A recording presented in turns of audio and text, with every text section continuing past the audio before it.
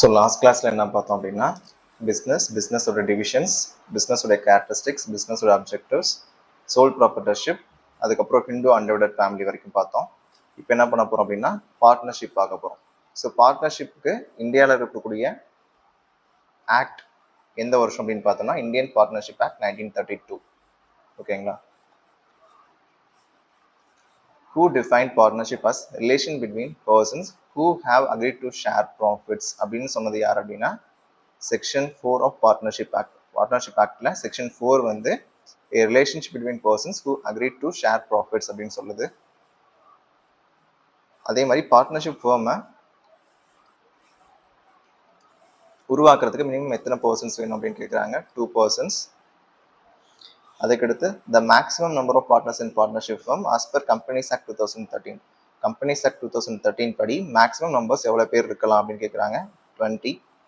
Which of the following is not essential feature of a partnership. இதெல்லாம் எது பார்ட்னர்ஷிப்போட features இல்லை அப்படின்னு கேட்குறாங்க. நாட் அ ஃபியூச்சர் அப்படின்னு கேட்குறாங்க. Sharing profits. ஆமாம், கண்டிப்பாக பார்ட்னர்ஸ்குள்ள ப்ராஃபிட்ஸை ஷேர் பண்ணிப்பாங்க. அதே மாதிரி registration with register of firms கண்டிப்பாக கிடையாது. ஏன் அப்படின்னா பார்ட்னர்ஷிப்புக்கு ரிஜிஸ்ட்ரேஷன் அப்படிங்கிறது ஆப்ஷனல் தான். ஓகேங்களா? அதுக்கடுத்து மியூச்சுவல் ஏஜென்சி. ஒவ்வொரு பார்ட்னரும் மற்ற பார்ட்னருக்கு ஏஜென்ட்டாகவும் அதே மாதிரி பிரின்சிபலாகவும் செயல்படுறாங்க. அதே மாதிரி பார்ட்னர்ஸுக்கு இடையே என்ன இருக்கும் அப்படின்னா கண்டிப்பாக ஒரு அக்ரிமெண்ட் இருக்கும். அதை தான் நம்ம பார்ட்னர்ஷிப் டீட் அப்படின்னு சொல்கிறோம். நம்ம முன்னாடி பார்த்த மாதிரி இந்தியாவில் பார்ட்னர்ஷிப் ரிஜிஸ்டர் பண்ணுறது ஆப்ஷனல் தான். ஓகேங்களா? அதுக்கடுத்து a partner who contributes capital but does not take part in management. கேபிட்டலை மட்டும் கொடுக்குறாரு, ஆனால் வந்து மேனேஜ்மெண்ட்ல எந்த ஒரு பங்கும் அவர் கிடையாது அப்படின்னா அவர் பேர் என்னது அப்படின்னா ஸ்லீப்பிங் பார்ட்னர். ஓகேங்களா? அதாவது கேபிட்டல் கொடுத்துருவாரு, முதல்ல கொடுத்துருவாரு, ஆனால் மேனேஜ்மெண்ட்ல எந்த ஒரு வேலையும் அவர் செய்ய மாட்டார். மியூச்சுவல் ஏஜென்சி அப்படிங்கிறது என்ன அப்படின்னா partners act as an agent and principal for one another. Partners வந்து எப்படி செயல்படுறாங்க? ஏஜெண்டா செயல்படுறாங்க, முகவரா செயல்படுறாங்க. அதே நேரத்தில் ஒருத்தர் இன்னொருத்தருக்கு முதல்வராகவும் செயல்படுறாங்க. ஓகேங்களா? பிரின்சிபலாகவும் செயல்படுறாங்க. அடுத்து limited liability partnership is govern by. எந்த ஆக்ட் வந்து லிமிடெட் லைபிலிட்டி பார்ட்னர்ஷிப்பை நிர்வகிக்குது அப்படின்னு பார்த்தோம்னா எல்எல்பி ஆக்ட் 2008. எல்எல்பி வந்து என்ஜாய்ஸ் த ஸ்டேட்டஸ் ஆஃப். இது ஒரு பார்ட்னர்ஷிப் ஃபார்மான்னு கேட்டோம்னா கண்டிப்பாக கிடையாது. சோல் ப்ராப்பர்ட்டர்ஷிப்னாலும் அதுவும் கிடையாது. ஹச்யூஃப்னாலும் அதுவுமே கிடையாது. ஓகேங்களா? எல்எல்பி அப்படிங்கிறது ஆர்டிஃபிஷியல் லீகல் பர்சன். கம்பெனி மாதிரி எல்எல்பியும் ஒரு பர்சனாக கன்சிடர் பண்ணுறாங்க. அதுக்கடுத்து minimum number of designated partners in LLP must be 2. கண்டிப்பாக 2 டெசிக்னேட்டட் பார்ட்னர்ஸ் வந்து கண்டிப்பாக இருக்கணும். அதே மாதிரி அந்த 2 டெசிக்னேட்டட் பார்ட்னர்ஸ்ல ஒரு பார்ட்னர் வந்து இந்தியாவில் வசிப்பவராக இருக்கணும். ஓகேங்களா? அது நெசசரி, எசென்ஷியல். அதுக்கடுத்து இப்போ நான் எல்எல்பி ஸ்டார்ட் பண்ண போறேன் அப்படின்னா எல்எல்பிக்கு எனக்கு ஒரு நேம் வேணும் இல்லையா? இப்போ நான் ஒரு ஃபேர்ம் ஸ்டார்ட் பண்றேன்னா அந்த ஃபேர்முக்குன்னு ஒரு நேம் இருக்கும். அந்த நேமை நான் ரிசர்வ் பண்ணிக்கிறதுக்காக நான் எந்த ஃபார்மை ஃபில் பண்ணணும்னா ஃபார்ம் 1, எல்எல்பி ஃபார்ம் 1. ஓகேங்களா? அதை தான் நான் வந்து ஃபில் பண்ணணும். அதுக்கடுத்து validity of approved name for LLPs. இப்போ நான் வந்து எம்சிஏல போயிட்டு நேம் வந்து ரெஜிஸ்டர் பண்ணுறேன்னு வச்சுக்கோங்களேன். அந்த நேம்க்கான வேலிடிட்டி வந்து எனக்கு எவ்வளோ நாளைக்கு இருக்கும் அப்படின்னா 90 நாளைக்கு மட்டும்தான் இருக்கும். ஓகேங்களா? 90 டேஸ்க்கு மட்டும் தான் இருக்கும். ஸோ அதுக்குள்ளே நான் இன்கார்பரேட் பண்ணலை அப்படின்னா அந்த நேமை வேற ஒருத்தவங்க பயன்படுத்திக்கலாம். அதுக்கடுத்து and LLP agreement must be filed with register within. LLP அக்ரிமெண்ட்டை எத்தனை நாளைக்குள்ள வந்து சப்மிட் பண்ணணும், ரெஜிஸ்டர் சப்மிட் பண்ணணும் அப்படின்னு கேட்டிருக்காங்க. Within 30 days of incorporation. Incorporation ஆனதுக்கு அப்புறம் 30 நாளுக்குள்ள அந்த எல்எல்பி அக்ரிமெண்ட் இருக்கும் பார்த்தீங்களா, லிமிடெட் லைபிலிட்டி பார்ட்னர்ஷிப் அக்ரிமெண்ட் இருக்கும் இல்லைங்களா, அதை நம்ம ரெஜிஸ்டர் கிட்ட சப்மிட் பண்ணிடணும். அதுக்கடுத்து ரொம்ப இம்பார்ட்டன்ட் கொஸ்டின், லாஸ்ட் பிஜிடிஆர்பியில் டின்னு என்ன கேட்டிருந்தாங்க, டைரக்டர் ஐடென்டிஃபிகேஷன் நம்பர்னா என்னன்னு கேட்டிருந்தாங்க. இப்போ இங்கே பார்த்தீங்கன்னா டிபிஐஎன் கேட்டிருக்காங்க. இதில் என்ன அப்படின்னா டிபிஐஎன்னா டிசைனேட்டட் பார்ட்னர்ஸ் ஐடென்டிஃபிகேஷன் நம்பர். எது மூலியமா இஷ்யூ பண்ணுவாங்க அப்படின்னு கேட்டிங்கன்னா எம்சிஏ போர்ட்டல், அதாவது மினிஸ்ட்ரி ஆஃப் கார்பரேட் அஃபேர்ஸ் போர்ட்டல்னால இஷ்யூ பண்ணுவாங்க. இந்த டிபிஐஎனோட ஃபுல் ஃபார்ம் கேட்கறதுக்கான வாய்ப்பு இருக்கு. அதுக்கடுத்து LLP must be file statement of account and solvency annually in. எந்த ஃபார்ம்ல வந்து statement of account and solvency வந்து நம்ம ஃபைல் பண்ணுவோம் அப்படின்னு பார்த்தோம்னா ஃபார்ம் 8. அதுக்கடுத்து ஃபார்ம் 11 இந்த ஃபார்ம்ல ரொம்ப ரொம்ப முக்கியம்.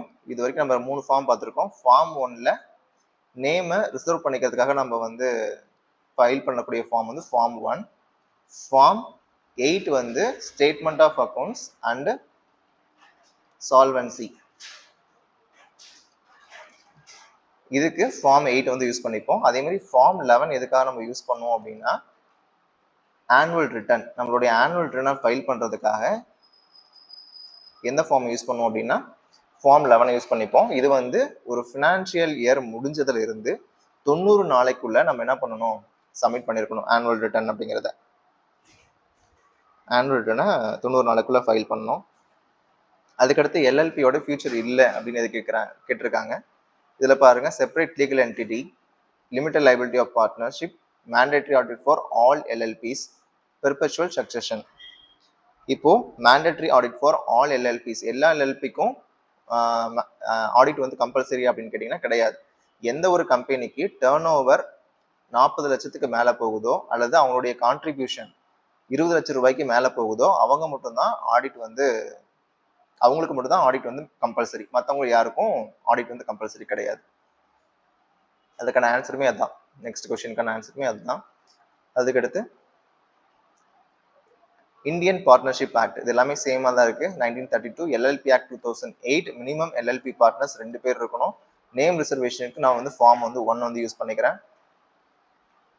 ஆக்டிவ் பார்ட்னர் அப்படின்னா டே டு டே ஆக்டிவிட்டீஸ்ல, பிசினஸ் ஆக்டிவிட்டீஸ்ல பார்ட்டிசிபேட் பண்றவர் தான் ஆக்டிவ் பார்ட்னர். ஸ்லீப்பிங் பார்ட்னர் அப்படிங்கிறது ஜஸ்ட் வந்து கேபிட்டல் மட்டும் தான் கான்ட்ரிபியூட் பண்ணுவாரு. டெய்லி பிசினஸ்ல மேனேஜ்மெண்ட்ல அவருடைய பார்ட் வந்து இருக்காது. நாமினல் பார்ட்னர் அப்படிங்கிறவர் அவருடைய நேமை மட்டும் தான் கொடுப்பாரு, கேபிட்டல் கொடுக்க மாட்டாரு. பார்ட்னர்ஸ் இன் ப்ராஃபிட் ஒன்லி அப்படிங்கும்போது அவர் வந்து ப்ராஃபிட்ஸ்ல மட்டும் தான் ஷேர் பண்ணிப்பாரு, லாசஸ்ல எந்த ஒரு ஷேரையும் அவர் எடுத்துக்க மாட்டார். அதுக்கடுத்து LLP agreement filing. LLP agreement filing அப்படிங்கும்போது ஃபார்ம் ஆனுவல் ரிட்டர்ன் பார்த்தோம்னா ஃபார்ம் 11,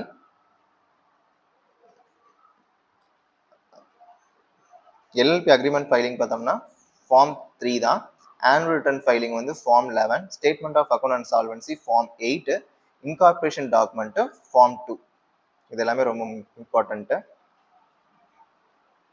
எல்எல்பி அப்படிங்கிற அந்த டேர்மை யார் காயின் பண்ணது அப்படின்னு பார்த்தீங்கன்னா நரேஷ் சந்திரா கமிட்டி. அவங்க வந்து ஃபர்ஸ்ட் எல்எல்பி அப்படிங்கிற ஒரு டேர்மவே வந்து கொண்டு வந்தாங்க. எல்எல்பி அப்படிங்கிறது பார்ட்னர்ஷிப்பையும் ஒரு கம்பெனியும் கலந்தது தான் எல்எல்பி. பார்ட்னர்ஷிப்கான எல்லா சிறப்பு இயல்புகளுமே வந்து எல்எல்பியில் இருக்கும். அதே மாதிரி கம்பெனிக்கான சிறப்பு இயல்புகளுமே வந்து எல்எல்பியில் இருக்கும். அதனால இந்த ரெண்டோட காம்பினேஷன் தான் என்ன சொல்றாங்க அப்படின்னா லிமிடெட் லைபிலிட்டி பார்ட்னர்ஷிப் அப்படின்னு சொல்றாங்க. அதுக்கடுத்து டெசிக்னேட்டட் பார்ட்னர்ஸை பத்தி சொல்லக்கூடிய செக்ஷன் என்னன்னு பாத்தீங்கன்னா செக்ஷன் 7. அதுக்கடுத்து ஒரு எல்எல்பியை வந்து பிரைவேட் லிமிடெட் கம்பெனியா சேஞ்ச் பண்ண முடியுமா, ஒரு லிமிடெட் லைபிலிட்டி பார்ட்னர்ஷிப்பை பிரைவேட் லிமிடெட் கம்பெனியா மாற்ற முடியுமானா மாற்றலாம். எப்படி அப்படின்னா கம்பெனிஸ் ஆக்ட் மூலியமா அது சொல்லியிருக்கக்கூடிய விஷயங்களை வச்சு நம்ம என்ன பண்ணிக்கலாம், எல்எல்பியை பிரைவேட் கம்பெனியா சேஞ்ச் பண்ணிக்கலாம். அதே மாதிரி ஃபார்ம் 8 எதுக்காக சொன்னோம்னா ஆனுவல் ரிட்டர்னுக்காக சொன்னோமா. இப்போ இந்த ஆனுவல் ரிட்டர்னை நம்ம ஃபைல் பண்ணல அப்படின்னா, டியூ டேட்டுக்கு அப்புறமும் நான் ஃபைல் பண்ணாம இருந்தேன் அப்படின்னா பெனால்ட்டி எவ்வளவு போடுவாங்க அப்படின்னா 1 lakh வரைக்கும் பெனால்ட்டி போடுவாங்க. அதுக்கடுத்து பார்ட்னர்ஷிப் ஃபார் எ ப்ராஜெக்ட், ஒரு குறிப்பிட்ட ப்ராஜெக்ட்டுக்கு மட்டும் நான் பார்ட்னர்ஷிப் போட்டுக்கிறேன் அப்படின்னா அது பர்டிகுலர் பார்ட்னர்ஷிப். இப்போ நான் வந்து ஒரு பிரிட்ஜ் கட்டுறதுக்காக மட்டும் இல்லை நான் ரோடு போறதுக்காக மட்டும் ஒரு பார்ட்னர்ஷிப் நான் போட்டுக்கிட்டேன் அப்படின்னா அதுக்கு பேரு பர்டிகுலர் பார்ட்னர்ஷிப். அதே மாதிரி பார்ட்னர்ஷிப் வித் நோ டேர்ம், எந்த ஒரு டேர்ம்ஸ் அண்ட் கண்டிஷன்ஸ் இல்லாம அவங்க விருப்பப்படுற வரைக்கும் அந்த பிசினஸை கண்டினியூ பண்ணலாம் அப்படின்னு இருந்துச்சுன்னா அதுக்கு பேரு பார்ட்னர்ஷிப் அட் வில். அவங்க எப்போ வந்து அந்த பார்ட்னர்ஷிப்பை க்ளோஸ் பண்ணணும்னு நினைக்கிறாங்களோ அப்போ அவங்க க்ளோஸ் பண்ணிக்கலாம். Partnership with fixed term, fixed டேர்ம்னா ஃபிக்ஸ்டு பீரியட், இந்த குறிப்பிட்ட காலத்துக்கு மட்டும்தான் இருக்கும் அப்படிங்கிறது. இது ப்ராஜெக்ட் அப்படிங்கிறது குறிப்பிட்ட காலத்துக்கு வராது, அந்த அந்த செயல் முடிகிற வரைக்குமே இந்த பார்ட்னர்ஷிப் வந்து இருக்கும். அதே ஒரு குறிப்பிட்ட காலம் வரைக்கும் இருந்துச்சு அப்படின்னா அதுக்கு பேர் partnership of fixed period. Partner lending name only, இது நம்ம இதோட 3வது தடவை பார்க்குறோம். நாமினல் பார்ட்னர், கேபிட்டல் எதுவுமே கொடுக்க மாட்டாரு, just he lend his name. அதே மாதிரி who can be a partner in LLP, எல்எல்பியில் வந்து யார் பார்ட்னர் ஆகலாம் அப்படின்னா இண்டிவிஜுவல். அதே மாதிரி பாடி கார்பரேட்ஸ் கம்பெனியும் என்ன பண்ணலாம் அப்படின்னா எல்எல்பிக்குள்ள என்டர் ஆகலாம். அதே மாதிரி ஒரு ஃபாரின் கம்பெனி இந்தியன் எல்எல்பியில் மெம்பர் ஆகலாமா இல்லை பார்ட்னர் ஆகலாமான்னு கேட்டோம்னா கண்டிப்பாக ஆகலாம்.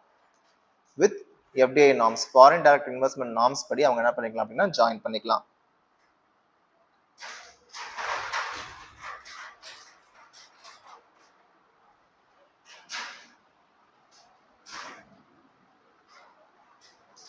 அதுக்கடுத்து who among the following can become a partner in LLP as per LLP Act 2008? Indian company partner ஆகலாமா? கண்டிப்பா ஆக முடியும். அதே மாதிரி ஃபாரின் கம்பெனிஸ் கண்டிப்பா ஆக முடியும். இண்டிவிஜுவலும் பார்ட்னரா ஆயிக்கலாம். அப்போ எல்லாருமே என்ன பண்ணலாம், எல்எல்பிக்குள்ள பார்ட்னர்ஷிப்ல வர முடியும் அவங்களால.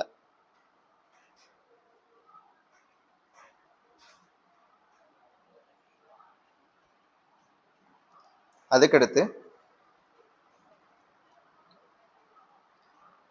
கம்பெனியை வந்து ஒரு ஆர்டிஃபிஷியல் பர்சன், அது வந்து சட்டத்தோட கண்களுக்கு மட்டும்தான் தெரியும் அப்படின்னு சொன்னது யார் அப்படின்னு பார்த்தோம்னா ப்ரொஃபசர் ஹேனி. அதாவது இவர் வந்து சோல் ப்ராப்பர்ட்டர்ஷிப், பார்ட்னர்ஷிப், அதுக்கடுத்து வந்து கம்பெனி, இது மூணுலேயே வந்து ஒவ்வொரு டெஃபினேஷன் சொல்லியிருப்பாரு. அது எல்லாமே நம்ம நல்லா பார்த்துக்கணும். அதாவது சட்டத்தோட கண்களை மட்டும்தான் கம்பெனி வந்து தெரியும் அப்படின்னு சொன்னவர் யாருன்னா ப்ரொஃபசர் ஹேனி. அதே மாதிரி இந்த ஜாயிண்ட் ஸ்டாக் கம்பெனி எப்போ வந்து ஃபர்ஸ்ட் யூஸ் பண்ணாங்க அப்படின்னா யூகேல 1844 யூஸ் பண்ணாங்க. அதுக்கடுத்து கீழே கொடுக்கப்பட்டதுல வந்து எது கம்பெனியோட சிறப்பு இயல்புகள் இல்லை அப்படின்னு கேட்டிருக்காங்க. கண்டிப்பா கம்பெனி அப்படின்னா காமன் சீல் இருக்கும், ப்ரொபோசல் சக்சஷன் இருக்கும், மெம்பர்ஸ் வந்து போனாலுமே கூட கம்பெனி வந்து போயிட்டே தான் இருக்கும். ஓகேவா? Men may come and go but company goes on forever அப்படின்னு ஒரு லைன் பார்த்துருப்போம். மியூச்சுவல் ஏஜென்சி அப்படிங்கிறது பார்ட்னர்ஷிப்போடைய ஒரு கேரக்டரிஸ்டிக்ஸ், அது இங்கே வரக்கூடாது. லிமிடெட் லைபிலிட்டி, ஆமா, ஒரு மெம்பர் வந்து ஷேர் எவ்வளவு வச்சிருக்காரோ அது வரைக்கும் தான் அவருடைய லைபிலிட்டியும் இருக்கும்.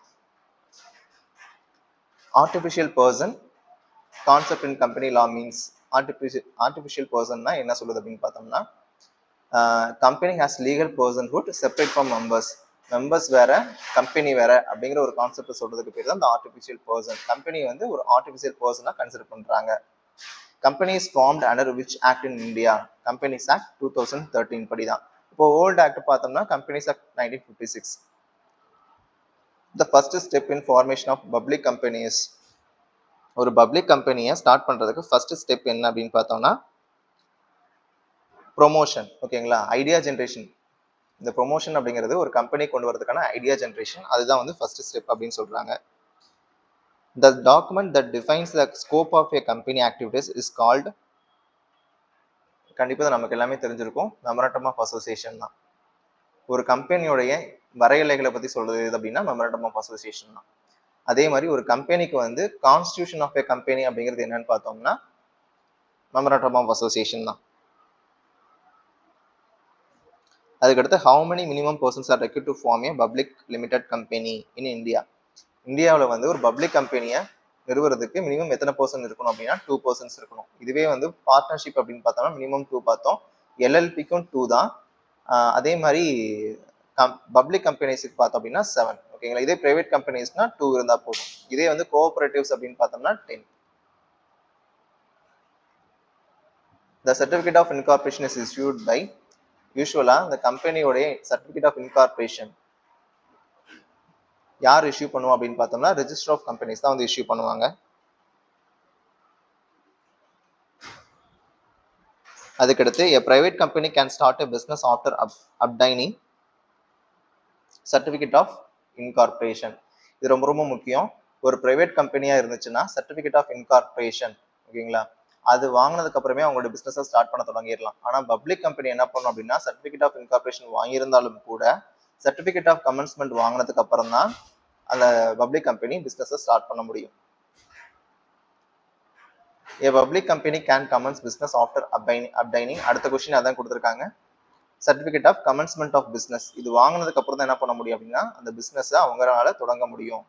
which of the following is not a type of company? இதுல எது கம்பெனி இல்லை அப்படின்னு கேட்டிருக்காங்க.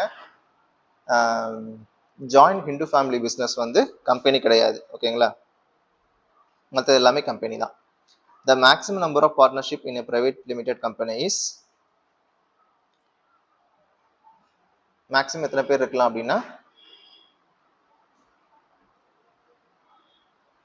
200. அதே மாதிரி 1% கம்பெனி வந்து எந்த ஆக்ட் மூலியமா கொண்டு வந்தாங்கன்னா ஒரு பர்சனை ஒரு கம்பெனி வந்து தொடங்கிக்கலாம். ஓகேங்களா? இது இந்த ஆக்ட் வந்து எப்போ இந்த விஷயம் எந்த சட்டத்தின் மூலமா கொண்டு வந்தாங்கன்னா கம்பெனிஸ் ஆக்ட் 2013 படி தான் இந்த 1% கம்பெனி அப்படிங்கிற கான்செப்டை கொண்டு வந்தாங்க. அதுக்கடுத்து minimum number of members in public கம்பெனில மினிமம் எத்தனை மெம்பர்ஸ் இருக்கணும்? 7 பேர் இருக்கணும். அதுக்கடுத்து which of the following companies is exempted from adding limited, எந்த கம்பெனி வந்து லிமிடெட் அப்படிங்கிற வார்த்தையை பின்னாடி சேர்க்கறதுல இருந்து எக்ஸம்ப்டட் வாங்கியிருக்காங்க அப்படின்னு கேட்டிருக்காங்க.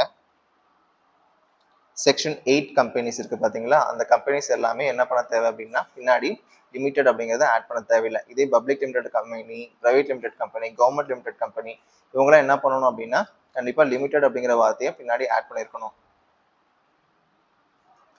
Which section of Companies Act 2000 defines a company? எந்த ஆக்ட் வந்து, அதாவது கம்பெனிஸ் ஆக்ட் 2013ல எந்த செக்ஷன் வந்து கம்பெனி பத்தி சொல்லியிருக்கு அப்படின்னு கேட்டிருக்காங்க. Section 2 intersection 20. இந்த செக்ஷன் தான் வந்து கம்பெனி பத்தி டிஃபைன் பண்ணிருக்கு. அதே மாதிரி section 2 intersection 68 of companies act defines எதை பத்தி டிஃபைன் பண்ணுது அப்படின்னு கேட்டிருக்காங்க. 2 இன்டர்செக்ஷன் 68நாவே அது என்னது? பிரைவேட் லிமிடெட் கம்பெனியை டிஃபைன் பண்ணக்கூடிய செக்ஷன்.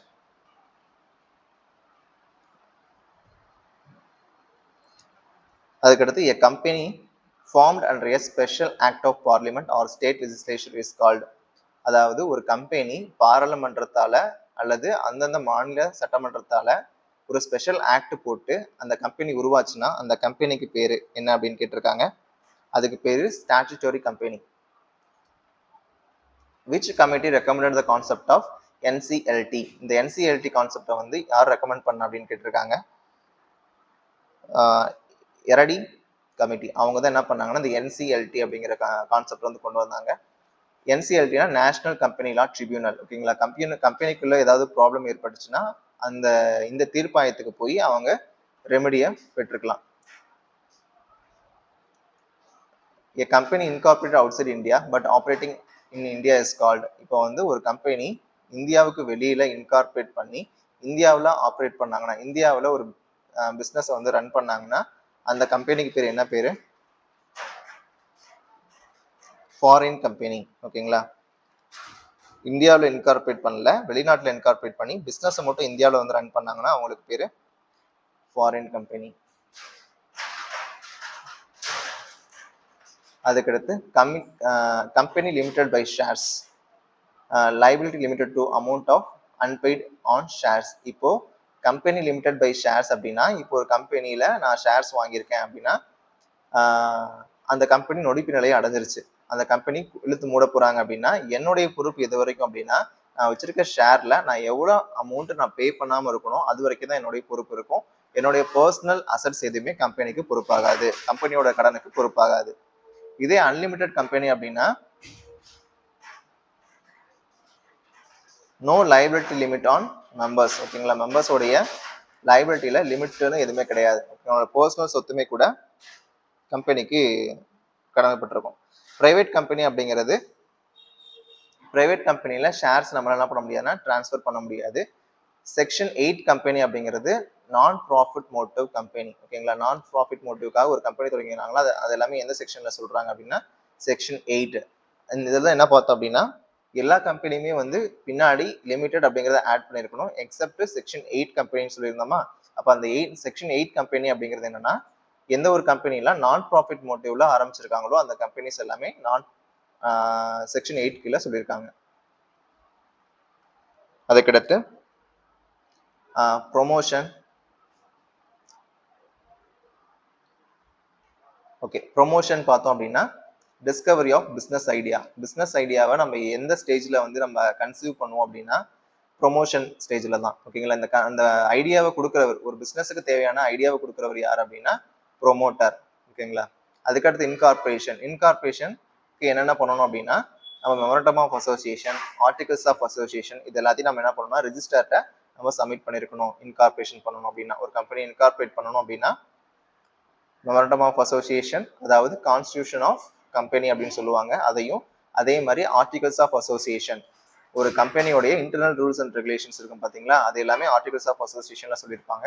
இது ரெண்டையுமே நம்ம என்ன பண்ணணும்னா ரெஜிஸ்டர் ஆஃப் கம்பெனிஸ்க்கு நம்ம சப்மிட் பண்ணியிருக்கணும். கேபிட்டல் சப்ஸ்கிரிப்ஷன் அப்படிங்கிறது என்ன அப்படின்னா ரைசிங் மினிமம் சப்ஸ்கிரிப்ஷன். இப்போ நமக்கு முதல் வேணும் இல்லைங்களா, முதல்ல நான் சப்ஸ்கிரைப் பண்றேன் அப்படின்னா இந்த கேபிட்டல் சப்ஸ்கிரிப்ஷன்ங்கிறது எதை குறிக்குது அப்படின்னா குறைந்தபட்சம் நான் இவ்வளவு வந்து சப்ஸ்கிரைப் வாங்கியிருக்கணும் மெம்பர்ஸ்ல இருந்து அப்படின்னு ஒன்று இருக்கும் பாத்தீங்களா, அதுக்கு பேர் தான் கேபிட்டல் சப்ஸ்கிரிப்ஷன் அப்படிங்கிறது. ஒரு பிசினஸை தொடங்கணும் அப்படின்னா ஐஎன்சி அதாவது ஐஎன்சி 20A ஃபார்ம்ல நான் வந்து ஃபைல் பண்ணியிருக்கணும்.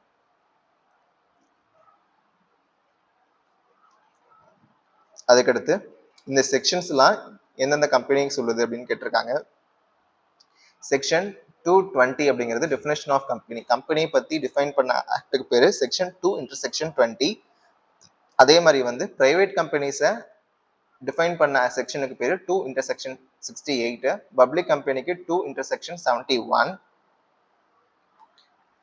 அதுக்கடுத்து வந்து பார்த்தோம்னா செக்ஷன் 8 வந்து நான் ப்ராஃபிட் கம்பெனி, அதாவது சேரிட்டபிள் கம்பெனி. நான் ப்ராஃபிட் மோட்டிவ்காக உருவாக்கியிருக்க எல்லா கம்பெனியுமே எந்த செக்ஷன்ஸ் கீழே வரும் அப்படின்னா செக்ஷன் 8 கீழே வந்துடும்.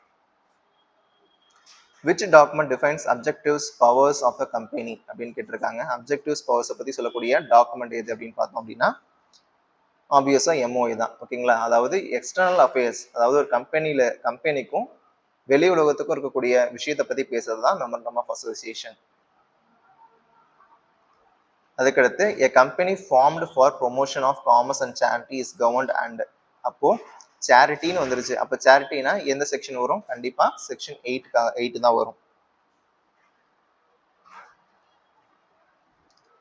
கோஆபரேஷன் அப்படிங்கிறது லட்டின் வேர்டு. அந்த லட்டின் வேர்டு எதை குறிக்குது அப்படின்னு பார்த்தோம், அந்த லட்டின் வேர்டு எந்த வேர்டு அப்படின்னு பார்த்தோம்னா கோஆபரரி அப்படிங்கிற இந்த லட்டின் வேர்ட்ல இருந்தா அந்த கோஆபரேஷன் அப்படிங்கிறதா வந்துச்சு. ஓகேங்களா, அதுக்கடுத்து a cooperative organization is formed under which act. ஒரு கோஆபரேட்டிவ் ஆர்கனைசேஷனை எந்த ஆக்ட் மூலியமா நம்ம வந்து உருவாக்கலாம் அப்படின்னு பார்த்தோம்னா செக்ஷன் 1912 கோஆபரேட்டிவ் சொசைட்டிஸ் ஆக்ட் 1912 படி என்ன பண்ணிக்கலாம் அப்படின்னா ஒரு கோஆபரேட்டிவ் ஆர்கனைசேஷன் நம்மளால உருவாக்க முடியும். அதே மாதிரி கோஆபரேட்டிவ் சொசைட்டியை and association for mutual help அப்படின்னு சொன்னது யார் அப்படின்னு பார்த்தோம்னா வில்லியம் கிங். அவர் தான் என்ன பண்ணியிருப்பாருன்னா and association for mutual help. அதுக்கடுத்து principle of one man one vote applies to cooperative societies தான். ஒருத்தருக்கு ஒரு ஓட்டு தான் அப்படின்னு சொல்றது எது அப்படின்னா கோஆபரேட்டிவ் சொசைட்டிஸ். அதாவது அவங்க எவ்வளவு கேபிட்டல் தான், ஒருத்தர் வந்து 10 லட்சம் கட்டியிருக்காரு, இன்னொருத்தர் வந்து 1 லட்சம் ரூபாய் கொடுத்திருக்காரு அப்படின்னா irrespective of capital they have given to a cooperative society, அவங்களுக்கு வந்து ஒரே ஒரு ஓட்டு மட்டும் தான் கொடுப்பாங்க. அதுக்கடுத்து which of the following is not a feature of cooperative society. இது ஒரு வாலண்டியர் அசோசியேஷன், ப்ராஃபிட் மேக்ஸிமைசேஷன் இருக்கு அப்படின்னு பார்க்கணும். அதுக்கடுத்து டெமோக்ராட்டிக் கண்ட்ரோல் இருக்கு. அதுக்கடுத்து சர்வீஸ் மோட்டிவ். அப்போ கோஆபரேட்டிவ் சொசைட்டிக்கு பொருந்தாதது என்ன அப்படின்னு பார்த்தோம் அப்படின்னா ப்ராஃபிட் மேக்ஸிமைசேஷன். இப்போ கோஆபரேட்டிவ் சொசைட்டியோட முதன்மையான நோக்கம் என்ன அப்படின்னா சர்வீஸ் மட்டும்தான், ப்ராஃபிட் கிடையாது. ஓகேங்களா, அப்போ அதுதான் answer. The first cooperative credit society in India was established in. இந்தியாவில் ஃபர்ஸ்ட் கோஆபரேட்டிவ் கிரெடிட் சொசைட்டி எப்போ ஆரம்பிச்சாங்க அப்படின்னு கேட்குறாங்க. 1904.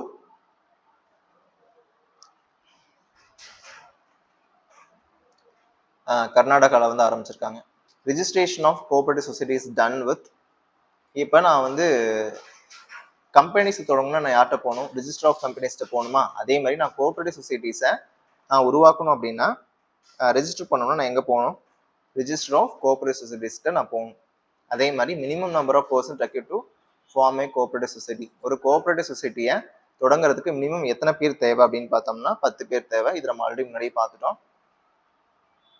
அதுக்கடுத்து cooperative societies must file for registration under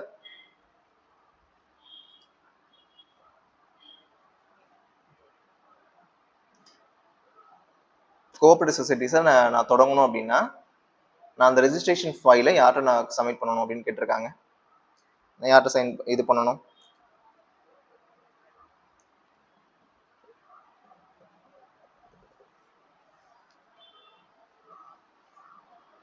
ton with register of cooperative societies தான். ஓகேங்களா, இதில் ஆன்சர் இல்லை, ரெஜிஸ்டர் ஆஃப் கோஆபரேட்டிவ் சொசைட்டிஸ் தான் கரெக்டான ஆன்சர்.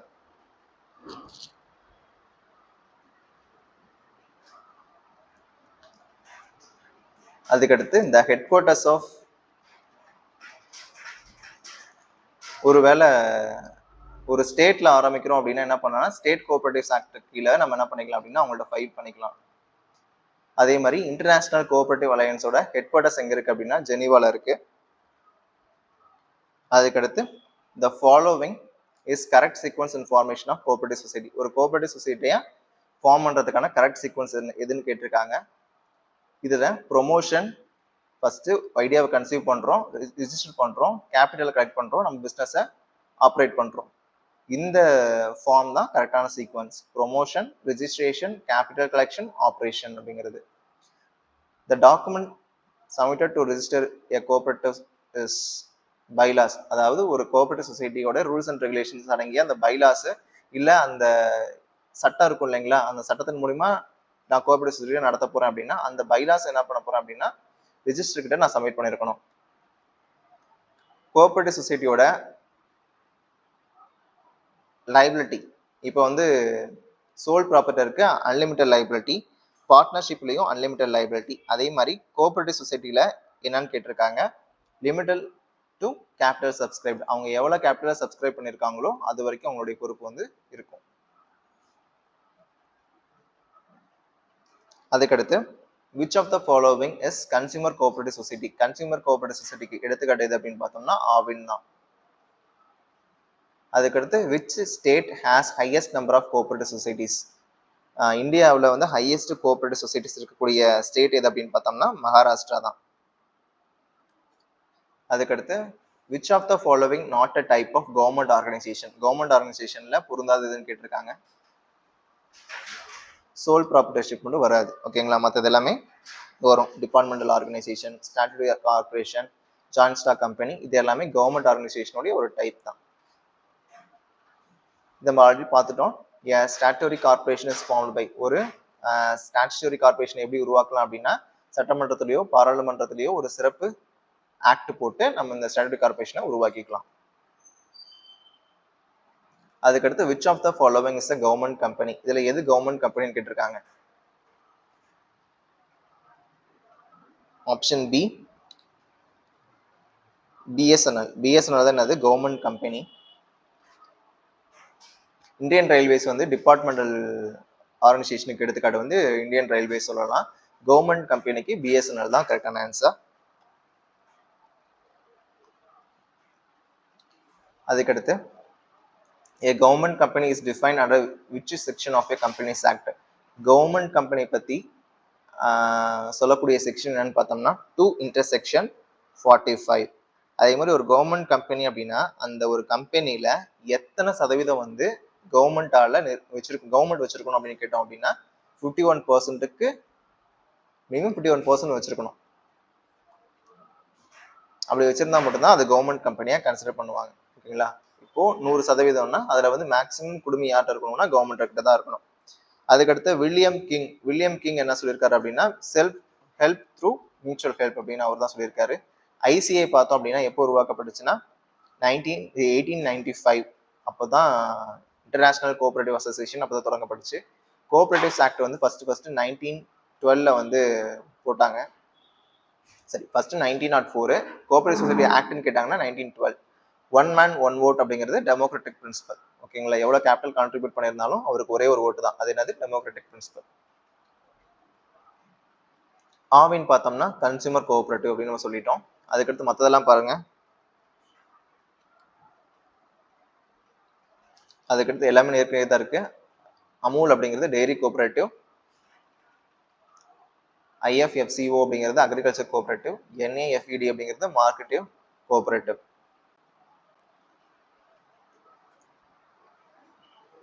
இந்தியன் ரயில்வேஸ் அப்படிங்கிறது டிபார்ட்மெண்டல் ஆர்கனைசேஷன் ஆல்ரெடி பார்த்துட்டோம்.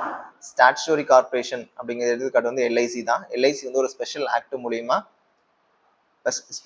போட்டு அதன் மூலியமா உருவாக்கப்பட்டதான் எல்ஐசி. ஸோ எல்ஐசி அப்படிங்கிறது ஸ்டாட்யூட்டரி கார்பரேஷன், பிஎஸ்என்எல் அப்படிங்கிறது கவர்மெண்ட் கம்பெனி, ஆர்பிஐ அப்படிங்கிறது ஸ்டாட்யூட்டரி கார்பரேஷன் அப்படிங்கிறது, ஓகேங்களா.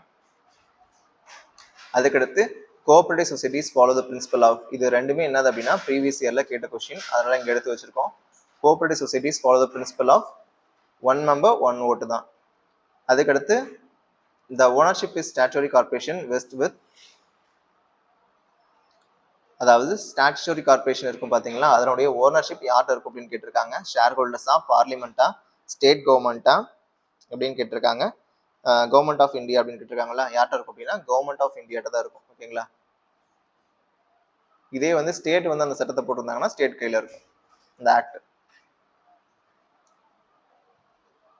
ஸோ ஓகே, இது வரைக்கும் வந்து பார்ட்னர்ஷிப், கோஆபரேட்டிவ் சொசைட்டிஸ்லாம் பார்த்தோம். நெக்ஸ்ட் கிளாஸ்ல என்ன பண்ணலாம் அப்படின்னா பிளான்ட் லொகேஷன்ல இருந்து ஸ்டார்ட் பண்ணிடலாம்.